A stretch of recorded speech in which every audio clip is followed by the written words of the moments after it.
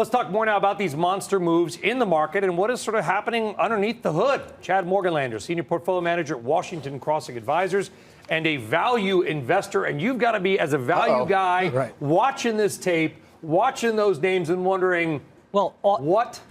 Everyone here has been quite cautious in telling investors to shy away from a lot of this speculative excess, talking about the Federal Reserve lowering rates and being too accommodative. If you raised rates by 100 basis points or the 10-year went up by 150 basis points, that group of names we just spoke about would be vastly different. The valuations would be vastly different.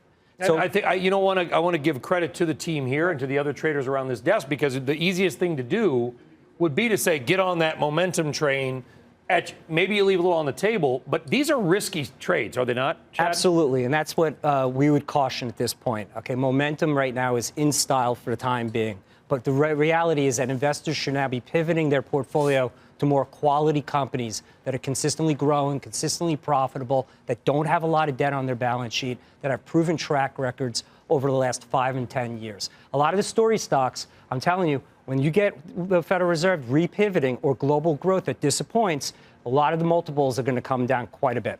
So when you think about value, how do you define that? Is that something cheaper than its own history, something cheaper than the S&P multiple? How do you think about it? So that's a great question. We're thinking about value and quality. So we don't mind paying up for a quality company like a Hormel or like a Starbucks. But as an investor, one should focus their attention not only on the PE multiple, but all the debt that's on the balance sheet. Really look at the company as if you're a private equity firm and give a cautious view to everything. So you want companies that are diversified from a product line perspective, from a client perspective, and are reinvesting back into their business. And a lot of these companies, what they're doing is they're taking on debt and they're buying back stock. Chad, every night we come in, we try to paint sort of the cautionary tale from time to time. We try to speak about the market, but the market, the performance is the ultimate judge and jury. In your position, how difficult it is to watch the market go up every day, yet stick to your knitting and talk to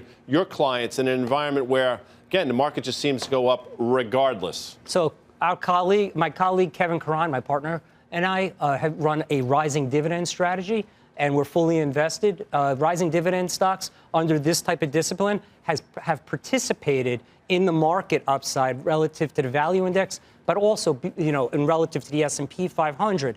So you could buy companies like this and participate in the upside. You're not leaving anything on the table.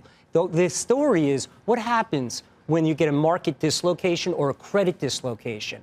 When you have high debt companies and you get a credit dislocation, that's when it becomes quite vicious. Look at some of these good quality blue chip companies that had a huge amount of debt on their balance sheet. You see where a lot of them are now. So that's what we recommend on the equity side, quality rising dividend companies. So banks, as far as the outlook on the sector for banks that reported today, Karen's question about banks relative to themselves and relative to the S&P, you can make an argument banks are not cheap relative to themselves, but they are cheap relative to the S&P, and they're showing earnings momentum. What do you do with banks on a day when obviously they've made a lot of money as if you've been an investor in the last 6 months, but where do we go? So right now we have a neutral weighting on banks. The bank story for us is all about the curve. We believe that maybe you get a marginal type of move within the curve where the 10-year bond perhaps goes to 2%. But that's going to be the story over the next 18 to 24 months. I know that right now it's about the Federal Reserve. They've given a little bit of push on the speculative excess side. That's given a push to financials. But we're right now neutral. All right, Chad Morganlander, good stuff. Cautionary words, smart words, Chad. We appreciate your views. Thank you very much. Karen, quickly, I want to ask you about the banks. 3 big numbers today. Yes. We got some more this week. Were you happy with what you saw today? Well, yes, I was very happy. Yes. I mean, J.P. Morgan, Even the bar with Wells was very Fargo? high. No, I don't own Wells Fargo, so I guess as a non-holder, that was fine. Good for you. Right. I think, J.P. Morgan, the bar was high, and they exceeded it nicely, which was hard to do. And what do you think about Jamie Dimon as a CEO, as a human? I think he's fantastic. Love Jamie Dimon. Yes, he was on the call, didn't talk as much as he normally does. Maybe he's out at the healthcare conference. It was, I don't know what time in the morning there. But, I mean, he's an extraordinary CEO. I did say that I did see the 5 years again until he retires, the rolling 5 years. And you invest in J.P. Morgan. You put a call option on Jamie Dimon, effectively. A call, I mean, I think there's upside as long to as Jamie he's there, Dimon. Is that what you're asking? as long as he's there, own the stock.